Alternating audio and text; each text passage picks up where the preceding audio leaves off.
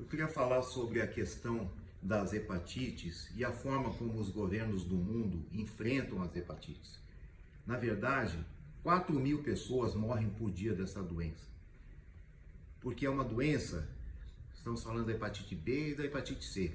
São doenças que são mais do que uma enfermidade. Elas representam, no quadro de hoje, e é por isso que eu me devotei a essa causa, a defesa e a reforma desse cenário que concentra as hepatites hoje. Porque as hepatites, elas representam mais do que uma enfermidade, elas são uma injustiça social, elas são um grande exemplo de omissão, de uma obrigação de fazer. Um governo que concentra os recursos que são gerados de uma sociedade, né? Porque o governo fica captando. Aqui no Brasil nós trabalhamos 4 meses só para pagar os impostos da parte do governo, né? 4 meses a gente entrega para o governo. Então, quando nós vamos falar de uma coisa dela, nós não estamos pedindo favor ao governo, né? Mas essa é a impressão que dá quando nós chegamos ao governo. Não tem recurso para tratar isso, não tem isso aqui. Não se trata de uma questão de pedir, pelo amor de Deus, vê se faz alguma coisinha ali que está...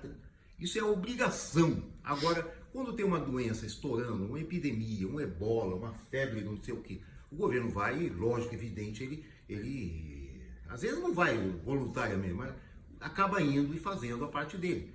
No caso das hepatites, entre a situação terrível que existe dos caras infectados, caras esses que são meus irmãos que estão doentes e que não sabem que tem a doença, entre essa situação A e a situação B, que é a obrigação desse que está recebendo o dinheiro da sociedade toda, 4 meses, lembre-se, de impostos que a gente dá para o governo, ele pega todo esse governo. Entre o que está necessitando e o que tem que fazer, existe um abismo, é o abismo do silêncio. A pessoa que tem a doença, ela não sabe que está doente, meu Deus do céu. Como que ela vai ao governo e fala, governo, me dá o tratamento, por favor, porque eu acho que eu tenho... Ela não sabe. E nesse abismo há um manto do conforto para aquele que tem a obrigação de fazer, e ele simplesmente não faz. E espera que aquelas que nunca vão descobrir por si só, a menos que haja um milagre, como aconteceu comigo, né? Que elas vão bater a sua porta e pedir remédio. Então, imagina, de todo esse contingente que está doente aqui, só 10% descobriram. E para esses 10% o governo andou, não, deixa eu ver, amanhã, não vou demorar. Ele tem que dar para todo mundo que está doente. Ele tem que dar, essas pessoas estão morrendo todo dia de hepatite, meu Deus do céu. Não se trata de pedir um favor para o governo. Essas pessoas que estão doentes, estão morrendo, elas estão pagando imposto. Elas têm direito, e a Constituição diz no nosso país que é a obrigação do governo fornecer assistência a essas pessoas, a todas as outras. Essas pessoas aqui, elas não são menos do que a outra que tá doente. A pessoa que tem hepatite, ela não é menos. Ela é a mesma brasileira do que a pessoa que tem AIDS, do que a pessoa que tem câncer, do que a pessoa que tem dor de dente. Ela tem direito de receber esse tratamento.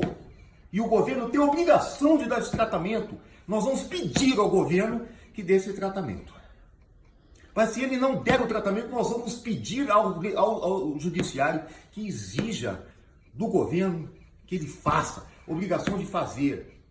Não é porque existe o silêncio, esse abismo que separa o A do B, que o B pode se aproveitar disso para não satisfazer a sua necessidade em relação ao A.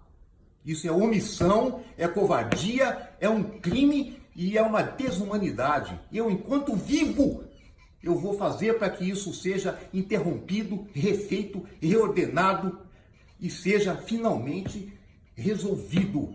Essas pessoas não podem mais ficar morrendo no silêncio. O governo sabe que existe ali as pessoas. No Brasil somos em cerca de 3 milhões de pessoas. No resto do mundo há a mesma injustiça.